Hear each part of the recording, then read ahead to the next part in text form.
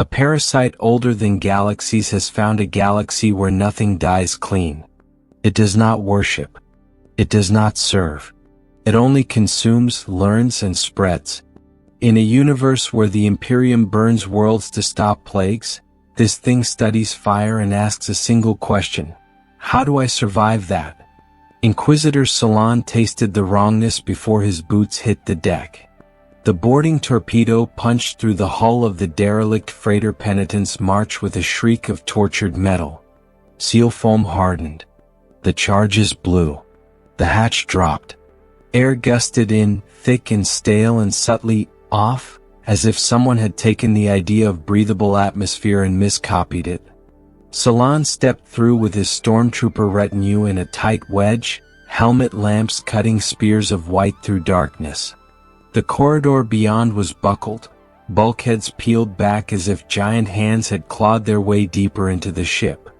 No bodies. No blood. Just scorch marks, amber streaks on the walls, and the drip of coolant. "Hellgun's hot," growled Sergeant Cavros. Red runes glowed along the weapons as they pushed forward. The Auspex pinged first. 4 life signatures ahead. Human mass. Impossible temperatures. "Vox ahead," Salon ordered, voice calm, rosette cold against his chest. "Identify yourselves in the name of the Holy Inquisition." The sound that answered wasn't speech. It was breathing gone wrong, wet, bubbling like lungs drowning from the inside, coming closer, bare feet slapping metal. The first figure lurched into the light, and any hope this was a plague or mutiny died instantly. Once it might have been a crewman. What remained was a swollen parody. Flesh distended with pulsing growths that moved in waves beneath the skin.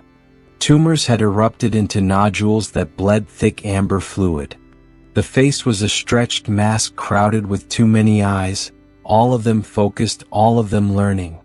"Contact," Cavros snapped and fired. The Hellgun beam punched through its chest, cauterizing meat. The thing staggered, wheezing. It did not fall. More shapes flowed out of the dark. Limbs fused and multiplied. Jaws where jaws had no right to be. One dragged itself forward on bone blades instead of hands. Its lower body melted into a serpent's tail swollen with segmented bulges. "Purge them," Salon said. The corridor filled with lost fire. Creatures exploded, burst, fell, and then moved still. A headless torso twitched, the growths along its ribs splitting open into a nest of thin tendrils that whipped across the floor, latching into a trooper's armor joints. He screamed once before he was yanked into the mass. Something burrowed. Bones cracked wetly. Salon's bolt pistol roared, mass-reactive shells chewing craters into mutating flesh. Cavros fired a grenade. The frag tore several creatures apart. Their pieces crawled, dragging themselves back together with awful determination. "Fall back," Salon barked. "Seal the breach. We burn this section." They retreated by the book, laying fire, the last man slamming the bulkhead and spinning the wheel. Salon thumbed the detonator. Incendiary charges detonated in the confined corridor. Through the armor-glass port he watched white-hot promethium turn everything beyond into a storm of flame. The creatures thrashed, split, released clouds of spore that ignited midair like fireflies from hell. Then nothing. Ashen heat. 5 long minutes. Auspex clear. Cavros exhaled, vox crackling. "What in the Emperor's name are those things, my lord?" "Unknown xenoform," Salon said. "Possibly warp-touched. We find the source. We get logs. Then we burn this ship from orbit." They pushed on. Crew quarters were a ruin of overturned bunks and walls crusted with dried amber secretion that caught the light in sickly rainbows. Salon scraped a sample into a stasis vial. The Auspex chimed again, dozens of signatures this time, clustered around the cargo decks. The bridge hatch hung broken. Servitors slumped at their stations, flesh petrified into the consoles they had served. Salon accessed the cogitators. The final ship's log unfolded in a sequence of increasingly frantic entries. Fever, lesions, dead crew stored in freezer bays, the dead walking, fire failing, decks overrun, the bridge sealed, distress hymns activated, a last plea for the Emperor's forgiveness. They had opened something from a dead world beyond the halo stars and thought it was inert. They had been wrong. Through the bridge observation window, Salon saw the cargo hold below. The architect containers were split open, black stone cylinders shattered, their contents smeared across the deck like spilled amber marrow. From that wreckage, something huge pulled itself upright. It was 3 meters tall, a fusion of dozens of human bodies melted into one obscene efficiency. Arms jutted from shoulders and spine, each gripping jagged metal ripped from the ship. The head was a cluster of fused skulls, eye sockets glowing with pulsing bioluminescence. Smaller creatures swarmed around its base, a pack orbiting a mind. It looked up.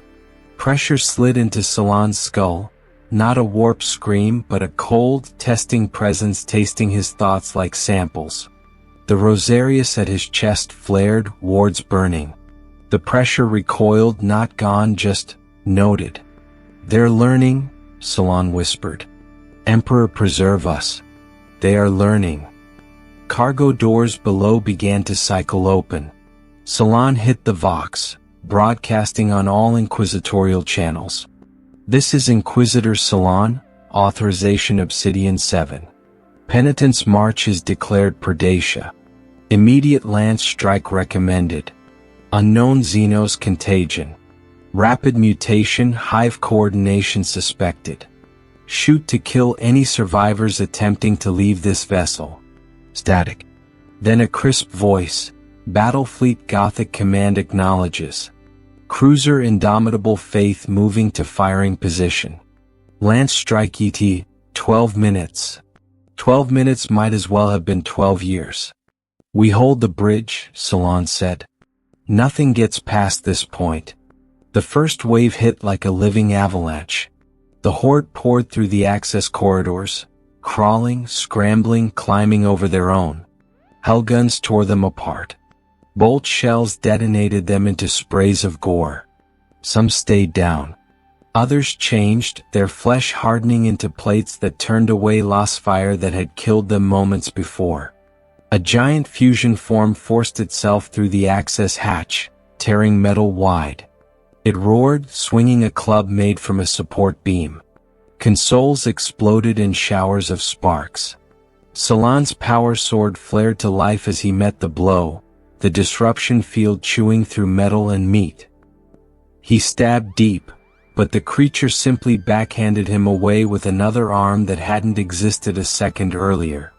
They were fighting a moving equation, one that solved for survival in real time. Salon checked his chronometer. 8 minutes. "Converge fire on the access point," he shouted. "If you can't kill them, kill the corridor."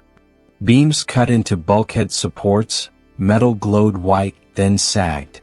Part of the hatchway collapsed, slowing the tide but not stopping it. The creatures compressed their bodies through gaps that should have broken every bone they possessed. Servitors on the bridge twitched, joints cracking as cables bulged with amber growth. One raised its data probe arm and rammed it into a trooper's neck, pumping glowing fluid as he convulsed. Cavros shot the servitor's head off. The body kept moving. "Indomitable faith," Salon voxed. "Accelerate your strike. Include my position. This infestation has compromised ship systems." "Negative, Inquisitor," replied the calm voice. 5 minutes to optimal solution." By 3 minutes, the bridge was a charnel house. 2 stormtroopers twitched on the deck, armor bulging as growths erupted from within. Cavros executed them with clean shots to the head. Mercy and necessity were the same thing here. The largest fusion creature stepped over the bodies, its many mouths opening at once. Sound layered over sound, a choir of stolen voices. "We are many. You are one. Submit. Join. Become. Salon wiped blood from his lips and lifted his sword again. I am the Emperor's well-made flesh. You are an abomination that will burn. Emperor. God. Irrelevant. All flesh is ours. It charged. Salon met it, Cavros and the surviving troopers pouring fire into its flanks. Under the onslaught, it split mid-stride, body dividing, each half knitting into a new killing form. Salon snarled a curse and slammed his palm into the bridge's emergency vent controls. Alarms howled. Atmosphere screamed out through shattered viewports. Smaller creatures pinwheeled into space. The larger ones anchored themselves with bone spikes driven into the deck. Salon held his ground behind his Rosarius field as the void clawed at him. Firing solution achieved, the Vox crackled. Lance strike in 30 seconds. There was one escape pod still powered on the captain's lectern. Salon threw it open, shoved Cavros and the last two troopers inside, along with the stasis vial containing the amber sample. Take this to the Mechanicus, he said. They must learn how to kill it. My lord, there's room? No, Salon slammed the hatch from outside and slammed the launch rune. The pod fired away, punching through the hull, streaking toward the distant bulk of indomitable faith. Then he turned. The horde hesitated, as if sensing something vast and inevitable building above. Through the ruptured viewport, Salon saw the void ignite. The lance beam dropped from orbit like the judgment of a furious god, a pillar of star-hot light that lanced through penitence march from stern to prow. Metal vaporized. Decks collapsed. The infestation screamed, thousands of mouths, thousands of stolen voices, as fire and radiation scoured them. The Rosarius burned on Salon's chest, wards flaring one last time as the ship came apart around him. Then the light took him and he was gone. The escape pod tumbled through space, auto-thrusters fighting the spin. Inside, Cavros stared through the port at the disintegrating freighter, fingers tight around the stasis vial. He watched secondary explosions rip the ship into a cloud of molten fragments. It died, he told himself. It had to have died. 3 days later, on the hive world below, workers in the underhive noticed strange amber growths in the recycler cisterns. Vermin moved with uncanny coordination. Neighbors fell ill and rose different. The governor called it a minor underhive plague. Typical. Containable. By the end of the week, 17 billion souls learned the price of that mistake. On Forge World Griffin 4, Archmagos Yalvex Ro regarded the amber sample with something like unease. That was rare. He had seen Tyranids dissected alive, Genestealer cult patriarchs pinned in stasis, plague strains bottled in null-sealed reliquaries. Horror was data. Fear was inefficiency. But this moved wrong. Even inside a stasis field, it pulsed in slow electrical rhythms as if thinking. He disengaged the field for a heartbeat and sent a probe forward, an automated limb tipped with adamantine sampling needles. The droplet did not fall. It reached. A pseudopod latched onto the probe, flowed up, and began to eat it, breaking molecular bonds, reassembling metal and plasteel into something not quite flesh, not quite machine. Within seconds the probe had become a slender tendril tipped with a crude sensory organ. Organic cells woven with restructured metal in patterns that echoed circuitry. It reached for the chamber's systems. Yalvex flooded the chamber with fire hotter than a plasma core. The sample blackened, shriveled, and spat a cloud of microscopic spores toward the vents as it died. Emergency seals slammed. UV flared. Corrosive agents hissed. Silence returned, but Yalvex's suspicion did not. It adapted to fire in seconds, he thought. How long until it adapts to everything? He compiled a report for the Fabricator General and the Ordo Xenos, recommending highest-level containment. Then he burned the entire chamber with melta-charges, reducing the walls themselves to slag. No trace remained. Except knowledge. Knowledge always remained. On Vorath Tertius, knowledge arrived too late. In the rusted depths of sublevel 27, Scavenger Corva Helm led her crew through knee-deep runoff, headlamp cutting through the murk. They were 15, 16, 17 years old and old inside. Down here you aged fast or died early.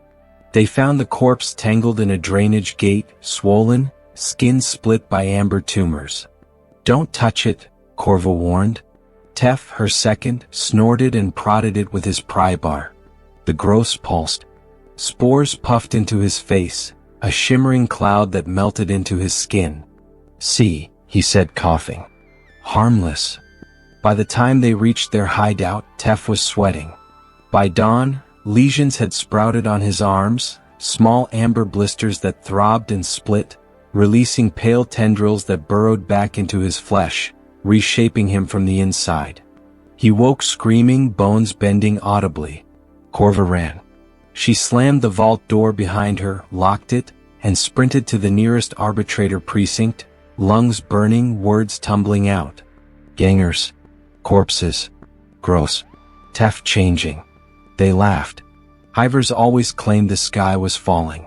Then the vault door across the plaza bulged outward and tore free from its hinges. What stepped out had once been Tef. It wasn't anymore. The arbitrators opened fire. Shotguns roared, buckshot tearing flesh which promptly flowed, recombining. More enforcers arrived with flammers. Finally, the thing shrieked and collapsed into burning sludge. Spores rode the smoke into vents, onto boots, into lungs. Sublevel 27 fell in hours. Sublevel 26 the next day. The underhive became killing ground. The planetary defense force poured in by the regiment, 10,000 lasguns, flammers, armor, grenade launchers, finding enemies that would not stay dead. The contagion learned. Bodies fused into living battering rams the soldiers nicknamed juggernauts. 4 meters of bone-plated mass that shrugged off lost fire and walked through barricades. Autocannon shells punched holes that closed in seconds as biomass flowed to repair them. The governor requested orbital strikes. The Navy refused. Too many people. Too much collateral damage. While they argued, refugees clawed their way upward, carrying spores in hair and clothes and blood. By the time the first orbital fire fell, half the hive was already gone. Then the Astartes came. Strike cruiser Herald of Purity dropped from the warp like a falling fortress. The Crimson Wardens, Blood Angels' successors famed for restraint in the face of horror, deployed 2 full companies into the burning hive.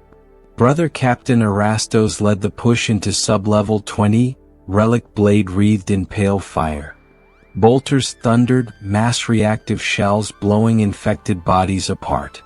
Flammers roared, turning corridors into crematoriums.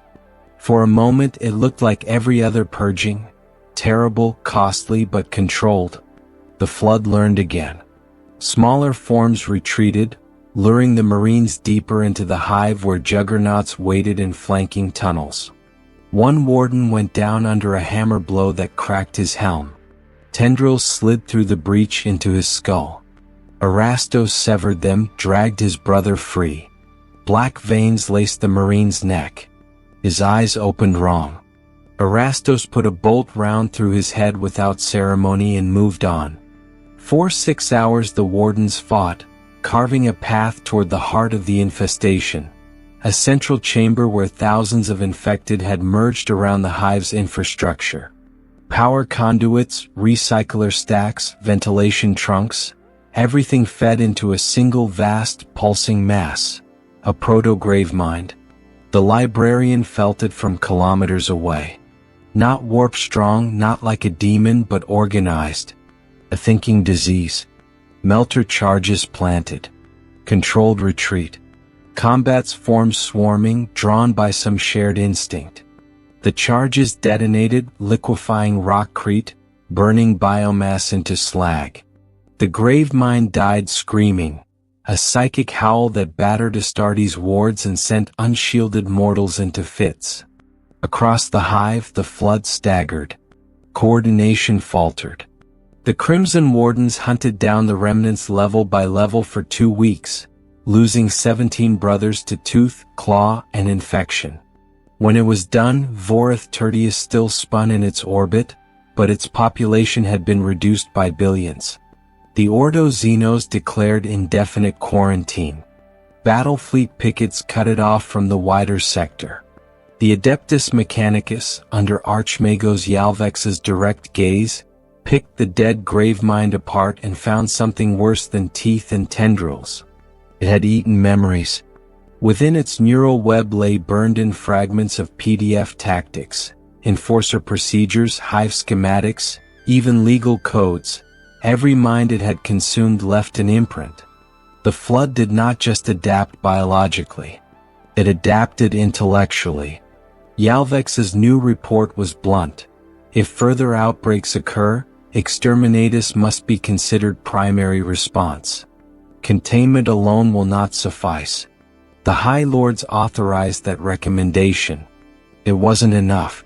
Spores drifted across the void on the hulls of fleeing ships, in the holds of Warhaulers on asteroid dust. A mining colony in the Sorrow Stars went silent. When an inquisitorial patrol arrived, every colonist was gone. In their place, amber forests and hunger. Chaos noticed. On the demon world Corvallis, a Nurgle cult saw visions of the Flood and mistook it for a gift. Their champion, Voros the Generous, hijacked a ship and flew straight to the infested colony, wading into the biomass with arms spread, begging Grandfather Nurgle for new blessings. The Flood obliged. Tendrils slid into bloated flesh, tasting rusted gifts, rotted organs, warp-touched tumors. Then they broke them down, stripped them, repurposed them. Voros' laughter turned to screams as his individuality dissolved into a larger mind that did not care about his soul. The cult followed, each one consumed not as worship but as raw material. In the process, the Flood tasted the warp, secondhand through corrupted flesh. It learned. The next time Imperial astropaths brushed against an infested system, they screamed and clawed out their own eyes. Geller fields flickered. Ships emerged from the warp half insane. Reports reached the nearest inquisitorial fortress. The Flood had begun to resonate across the Imperium, not as a true psyker, but as something that could mimic and exploit psychic currents. Salon's successor, Inquisitor Eros, read the files. The Penitent's March, Vorath Tertius, the Sorrow Stars, Yalvex's warnings, and felt a chill that had nothing to do with temperature. This was no longer just a biological threat. It could ride the Imperium's psychic nervous system. She convened a conclave on Nemesis Tertia. Ordo Xenos, Ordo Malleus, Mechanicus, chapter representatives. Arguments ignited like small wars. Burn everything. Study it. Weaponize it. Seal sectors. Sacrifice worlds. Kaith cut through the noise. We are not choosing whether to act, she said. We are choosing how long we survive. Her strategy was brutal and simple. Quarantine cordons enforced by Battlefleet assets with orders to kill anything that ran. Deathwatch kill teams to surgically destroy early outbreaks. Mechanicus resources redirected to a single purpose. Engineer a counterplague, a biophage tailored to the Flood's unique cellular structure. It worked. At first. A plague ship adrift in the Corval system became the test case. Cyclonic warheads were too valuable. Instead, a single torpedo delivered Yalvex's creation. The virus spread through the infested decks like silent fire. For 12 hours, nothing. Then the growths blackened. Cells ruptured. Biomass liquefied into inert sludge. Boarding parties in sealed suits confirmed no viable spores. Real victory for once. The biophage was rolled out sector-wide, loaded into torpedoes, bombs, and canisters. On the fourth deployment, against an infected agri-world, it failed. The Flood had already incorporated countermeasures, expressing new molecular defenses that shredded the virus on contact. Yalvex cursed in binary, rewrote, refined, redeployed. The second-generation phage worked. Once. Then the Flood changed again. The war turned into a race between Mechanicus ingenuity and an alien superplague that could rewrite itself faster than any human could think. Each iteration took weeks. Each week, spores drifted somewhere new. Imperial worlds burned under exterminatus, cyclonic torpedoes cracking crusts and turning oceans into steam. Kaith signed the death warrants by the dozen, each one a world she would never see. Her victories felt like amputations. Then the flood changed the rules. Across the Gothic sector, astropaths dropped to their knees as a psychic scream rolled through the warp, cold, methodical, vast. Some died instantly. Others went mad, painting fractal amber growths on the walls in their own blood. A handful managed to relay fragments of what they'd heard. It wasn't language. It was intent. We are the flood. We are inevitability. Resistance is prelude to assimilation. Surrender and unity will be painless. Fight and unity will be absolute. The Gravemind had scaled up. Not anchored in one corpse mountain on a hive world, but spread across multiple systems, linked by warp-touched biomass and infected psychers. A distributed intelligence spanning light years. In the Eye of Terror, the Chaos Gods stirred. They had watched this new player spread with amused curiosity. Now, for the first time, something like unease rippled across the roiling tides of madness. The flood did not corrupt souls. It ate them. A universe where everything was flood left nothing for hungry gods. For a moment the long war paused. The Imperium and Chaos did not become allies. Such a thing is impossible, but they faced in the same direction. The core node of the sector-spanning Gravemind was located on Carix Prime, a once proud Forge world fallen silent 6 weeks earlier. 9 billion souls gone. Its forges now grew living starships. Bioships with bone hulls and engines pulsing with captured warp resonance. Battlefleet Gothic assembled in orbit, 100 warships strong. Lance batteries warmed. Macro cannons loaded shells the size of houses. Whole Astartes chapters committed. The Crimson Wardens in full strength, elements of the Black Templars, Nova Marines, Angels of Absolution. The Mechanicus unleashed Scutarii legions and Titan maniples. Inquisitor Kaith watched from the command throne of the Emperor's wrath, feeling the weight of an entire sector balance on the edge of this battle. The fleet fired. Lances carved through clouds of bioships clawing their way into orbit, burning them to vapor. Macro shells plunged through atmosphere, detonating in continent-scale firestorms that turned flesh forests and hive spires alike into boiling glass. The planet screamed and answered. More bioships burst from organic launch spires. The flood hurled everything upward, trying to spread before the noose closed. Drop pods followed the shells down, blazing trails through burning sky. They punched into the world's largest hive, now a cathedral of bone and amber. Hatches blew. Space Marines surged out into a sea of living hatred. Erastos hit the ground at the center of his company, relic blade raised, Vox barking orders over the roar. Bolters spoke. Flammers drew curtains of fire. Combat forms died by the 100 and by the 1,000 and kept coming. Juggernauts crashed into Devastator lines, soaking fire until they were close enough to tear armored giants in half. Still the Astartes pushed forward, step by bloody step, toward the Gravemind. It emerged from the hive's heart like a mountain learning to walk. Hundreds of meters of fused biomass, studded with sensory clusters and weapon limbs the size of hat blocks. Titans marched to meet it, god machines striding through rivers of flesh with void shields blazing. Plasma annihilators barked. Volcano cannons stabbed suns of energy into the Gravemind's carapace. Wounds opened. Ichor poured. New flesh flowed to fill the gaps. The Gravemind wrapped the Titan's leg in tendon-thick tendrils and pulled. The god machine fell, crushing a hive spire, its machine spirit howling as it died. Erastos saw the opening as the thing shifted, attention split between Titans and fleet fire. He gathered a strike force, veterans, tech marines, the company chaplain, and drove straight for the Gravemind's base. Melta charges. Demolition packs. enough shaped fury to carve out a mountain's heart. They reached the nerve center, hacking and burning through curtain after curtain of living tissue. Combat forms poured around them, but there was no time for anything but forward motion and killing. Charges planted. Timers set. The chaplain's voice thundered litanies over the vox. Retreat was a word that existed on paper, not in reality. The Gravemind felt the threat and reacted. Bulkheads of living bones slammed down, sealing exits. Tendrils erupted from every surface, trying to crush, impale, ingest.